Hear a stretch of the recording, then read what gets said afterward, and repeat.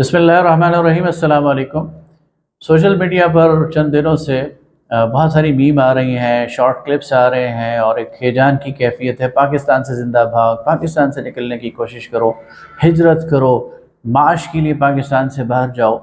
और एक ऐसी हाइप क्रिएट करने की कोशिश की जा रही है कि जैसे पाकिस्तान एक ऐसी डूबती कश्ती है कि बस इससे छलांग लगा लो और अपनी जान बचा लो, वरना यहाँ तो डूब जाओगे, यहाँ तो मर जाओगे। सवाल ये पैदा होता है, 23 करोड़ का ये मुल्क है, क्या ये सारे के सारे लोग यहाँ से भाग सकते हैं? क्या ये मुमकिन है कि इन लोगों को कहीं बाहर खपाया जा सके? 23 करोड़ तो छोड़ें, पाकिस्तान की आबादी का 2% भी अगर बाहर जाना चाहे और बाहर चली जाए, तो क्या दुनिया के अंदर इतनी कैपेसिटी है कि दुनिया की किसी मईशत के अंदर, दुनिया के किसी मुल्क के अंदर, दुनिया के किसी निज़ाम के अंदर, कि वो इन लोगों को अपने यहाँ समो सके और इनको रोज़गार दे सके, इनके जो मसाइल हैं उनको हल कर सके? तो यकीनन आप कहेंगे कि ऐसा कोई भी नहीं है। पड़ोसी मुल्क अफ़गानिस्तान की मिसालें दी जा रही हैं, पड़ोसी मुल्क भारत की मिसालें दी जा रही हैं, जैसे कि वहाँ दूध और शहद की नहरें बह रही हैं। अफ़गानिस्तान की करेंसी अफ़गानी के हवाले से कहा जा रहा है कि देखें जी, वो पाकिस्तान से ज़्यादा ताकतवर हो गई है, वहाँ पेट्रोल की एक कीमत है, वहाँ डीज़ल की एक कीमत है। और तो और जो हमारे पड़ोसी ममालिक हैं, अफ़गानिस्तान है या भारत है, उनके मीडिया पर लोग आकर उनके भी मुँह खुल गए हैं और वो पाकिस्तान की इस जो मुल्क है इसकी तबाही की नवीद सुना रहे हैं और क़ब्ल अज़ वक्त इस पर शादियाने बजा रहे हैं और ये मुजदा सुना रहे हैं कि बस पाकिस्तान अब गया कि अब गया। और इसकी बंदर बाट की बातें हो रही हैं कि कौन सा हिस्सा हिंदुस्तान ले लेगा और कौन सा हिस्सा जो है वह अफ़गानिस्तान के ज़िम्मे आ जाएगा। ये बात अपनी जगह दुरुस्त है कि पाकिस्तान की करेंसी की कदर वो रोज़ बरोज़ कम हो रही है। ये भी दुरुस्त है कि पाकिस्तान में बिजली, गैस, पेट्रोल ये महंगा हो रहा है और एक माशी नाहमवारी है जिससे इस वक्त इस कौम को साबका है।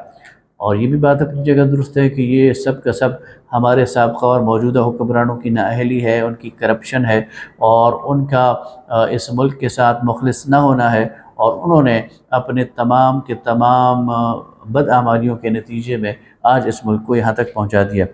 लेकिन इसका मतलब ये नहीं है कि पूरी दुनिया में अच्छा चल रहा है, इसका मतलब ये नहीं है कि भारत में सब कुछ अच्छा चल रहा है, इसका मतलब ये नहीं है कि अफ़गानिस्तान और बांग्लादेश में सब कुछ अच्छा चल रहा है, इसका मतलब ये नहीं है कि यूरोप और अमेरिका में दूध और शहद की नहरें बह रही हैं। ऐसा बिल्कुल नहीं है।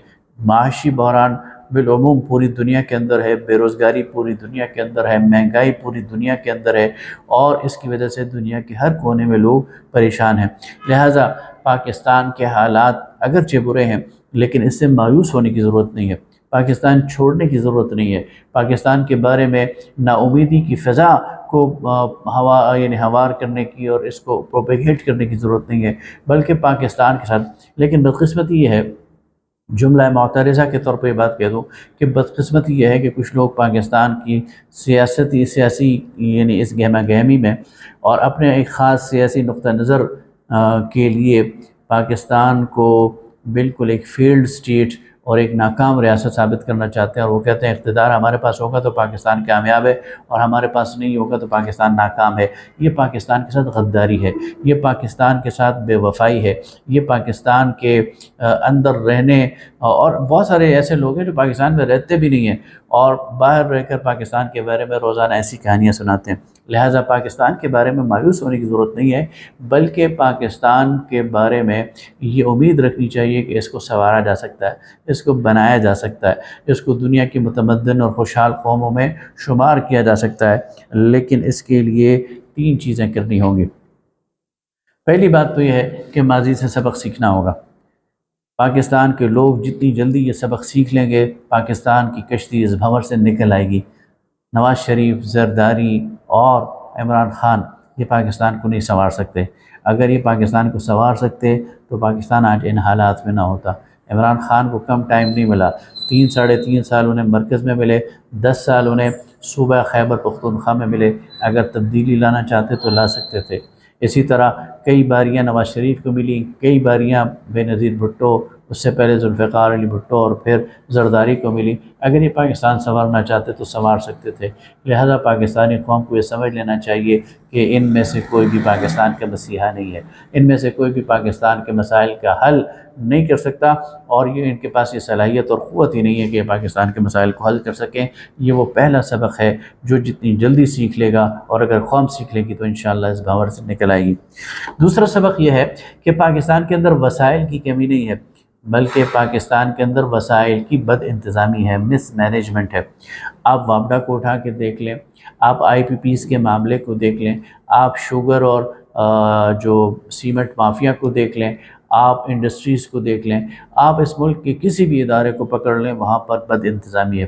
چند بڑے خاندان وہ کرپٹ ہیں، وہ دونوں ہاتھوں سے اس ملک کو لوٹ رہے ہیں، اور ان کے ہوتے ہوئے یہ نظام ٹھیک نہیں ہو سکتا، یہ مس مینجمنٹ دور نہیں ہو سکتی، اور ان کے ہوتے ہوئے، یعنی اگر کوئی پولیٹیکل پارٹی یہ کہے کہ یہی خسرو بختیار اور یہی جہانگیر ترین اور اسی قسم کے اور اسی قبیل کے لوگ ان کو ساتھ لے کر پرویز خٹک کو اور پرویز الہی کو لے کر وہ کوئی تبدیلی لے آئیں گے، تو یہ خواب غلط ہے، یہ خواب خرگوش ہے، اور اس کے نتیجے میں پاکستان مزید تباہی سے دوچار ہوگا۔ اس مس مینجمنٹ کو دور کرنے کے لیے دیانتدار لوگوں کی ضرورت ہے۔ تیسری بات یہ ہے کہ پاکستانی قوم کی ایک نفسیات ہے، پاکستانی قوم کسی دیوتا کی تلاش میں ہے۔ پاکستانی قوم سمجھتی ہے کوئی خمینی آئے گا، انقلاب لے کے آئے گا، چند سو لوگوں کو ٹانگ دے گا، مسئلہ حل ہو جائے گا۔ یہ کسی فرد واحد کا مسئلہ نہیں ہے، کوئی فرد واحد پاکستان کے ان مسائل کو ٹیکل نہیں کر سکتا، حل نہیں کر سکتا۔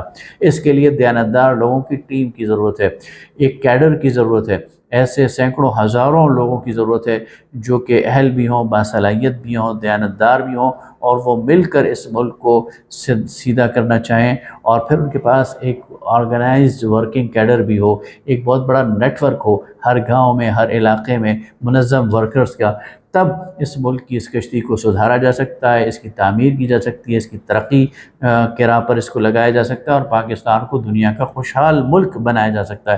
پاکستان افغانستان اور بھارت سے اب بھی بہتر ہے، بہت بہتر بن سکتا ہے، بنگلہ دیش سے آگے جا سکتا ہے، ترکی سے آگے جا سکتا ہے، دنیا کے تمام متمدن ممالک کا مقابلہ کر سکتا ہے، اور ان کی صف میں کھڑا اسے کیا جا سکتا ہے، اگر پاکستان کی قیادت دیانتدار ہو، اس کے پاس ایک ٹیم ہو، اور اس کا نیچے تک رابطہ ہو، اور اس کے پاس منظم کارکنان ہو، تو پاکستان کے اندر وسائل کی کمی نہیں ہے، اسے ترقی کی راہ میں گامزن کیا جا سکتا ہے۔